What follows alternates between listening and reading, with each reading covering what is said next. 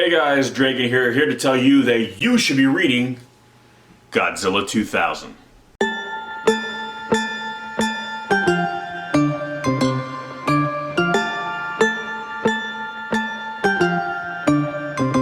So Godzilla 2000 is a 1996 kaiju novel written by Mark Saraceni, and is to not be confused with the film Godzilla 2000, which came out in 1999. But this is a sequel to the novel Godzilla Returns, in which the world is now aware that Godzilla exists and puts together G-Force, which, again, for those who are familiar with the Godzilla franchise will know that it appeared during the Heisei era of the Godzilla films. Essentially, basically now, this is the world reacting to the existence of kaiju. And now that there are more that are sprouting and coming up in the world, and we are now realizing that mankind is not alone in terms of the dominant species on this planet, and it's now going to have to share this world with these giant monsters. And right off the bat, some of you might notice it is actually very similar to the plot of Godzilla King of the Monsters, the 2019 film directed by Michael Dougherty. And like that film, shows a world now as a whole reacting in a sense where in the first film was very reactional, and it says like, oh my god, giant monsters are real, holy crap. This is more or less, okay, what do we do? How do we adjust our government status quo? How does the world retool itself now to function as a working, body of government and civilization with the presence of kaiju? Again, like I said, the first book is very much like duck and cover. Godzilla's here. This is like, all right, Godzilla's here, clearly not going anywhere. All right, so how do we maintain our life? And during the course of the story, you see, there's a meteor shower in which one of the meteors from it emerges, the three-headed dragon King Ghidorah. In addition, you see other kaiju emerging like Varan and Rodan and Mothra, and you're realizing again that, okay, so now this is a world where these monsters are all here. And again, it is a story like, okay, what do we do as a society? We're not going to just lay down and die. We're not going to just all do a mass suicide as, well, they're all here, time to go. But at the same time, people want to live. People want to go to the movies. People want to go shopping. People got to pay their rent. People got to pay their mortgage. You got to pick up your kids from school. You got to go to that job interview. You got to, clean out the garage. You got to wash your car. Life must go on, but how do we do that when you have, 300 plus foot giant beasts? How do we go on in a world where they exist, and what does going on look like? What form does normal life now take? Because what we consider a normal life is going to be something different now, or at the very least significantly altered from what it was before Godzilla returned. And that's kind of what this story is. It's about change, really. Yes, on the surface it's about giant monsters and giant monsters battling it out, and it's really awesome. But at the same time, it's also about a world adapting.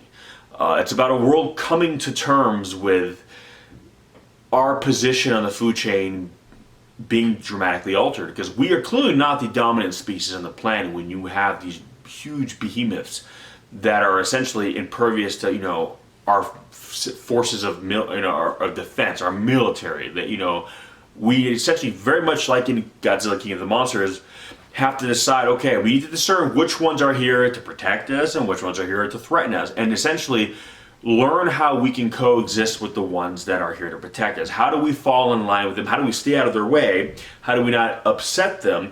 But then how do we kind of rally behind them when there's another one that's clearly being antagonistic to us? And it is really a story of humanity learning that we've been kind of almost existing as like spoiled children, feeling very privileged and very proud, and understanding that there's somebody else moving in now, and they're not going to put up with our shit. But at the same time, we need to learn to coexist, because if we want to survive, if we want to continue as a species, we need to find a way to kind of deal with this. So yes, we have G-Force, we have defense system in place to kind of protect us from these kaiju, but at the same time, we also realize that it's not going to be just military that is affected by it. It is going to be, again, the people on the ground. So while you see these grand scenarios of the military dealing with these kaiju, you're also kind of realizing that they are reshaping how we view our everyday lives, and that they will forever change what it means to live in the world today. Like, future generations will grow up in a world where 300 plus foot radioactive dinosaurs exist. And that for them, that's going to be normal. There will be, that is a revolutionary concept. Imagine right now, you know giant monsters aren't real. You know that, right? But what happens tomorrow when one rises out of the bay, and another one appears out of a volcano, and another one comes from space, right? And that means then a child that is born that day will now have grown up in a world where, yeah, giant monsters are real. Whereas you will remember a distinct break where things like this are the stuff of fiction. It cannot be real. And to have your whole life change that much, and to have how different that your perception of the world will be from that child that was born on the day when that giant monster appeared, because they will have from that moment on grown up in a world where things like giant monsters are normal. Not that they won't be dangerous or extreme, but they will be normal to them. So it's very much showing a world that is now in the process of converting over, a world that is now changing and rewriting what it is to be normal, because big monsters are real, special sections of the government dedicated to combating and, with them are real. We're no longer really worried about each other. We're worried about, something bigger and more powerful than us wiping us out. That we, again, are no longer the dominant species on the planet. So how do we exist on a day-to-day basis knowing that, while at the same time, figuring out which of these monsters are on our side, not like purposely on our side, but which ones are the ones that we need to kind of fall in line with and, kind of keep our heads low and accept their dominion, and which ones do we openly try to oppose. It's basically you kind of have to pick a team.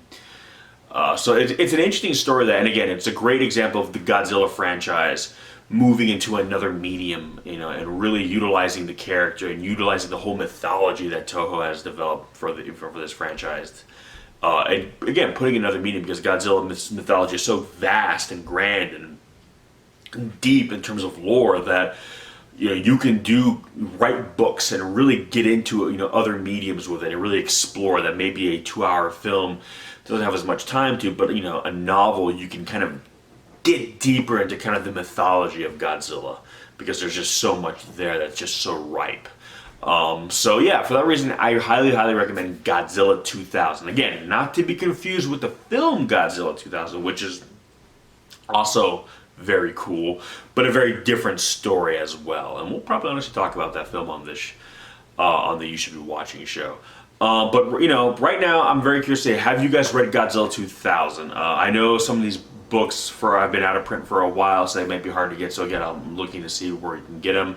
But if you've read them back in the day, give me some of your thoughts. Let me know what you think. If you have not, again, I will put links in the description section where you can pick it up, and hopefully they're still available, and hopefully they're not some ridiculous price. So you can give it a read, and then come back, give me some of your thoughts, and at the same time, just again, let me know how you like Godzilla on the page, like you like reading it. And if you've never watched a Godzilla movie before, do you feel that this is a more accessible introduction to the character, that maybe the movies on the surface don't really look like they're for you, but hey, you like to read books, right? So maybe again, like I said, with Godzilla Returns, being introduced to the character in this way might help you kind of form that connection, and then from there you might feel more apt to want to jump into the films. But either way, give me some of your thoughts, let me know what you think, and as always, I will catch you in the next one. Peace!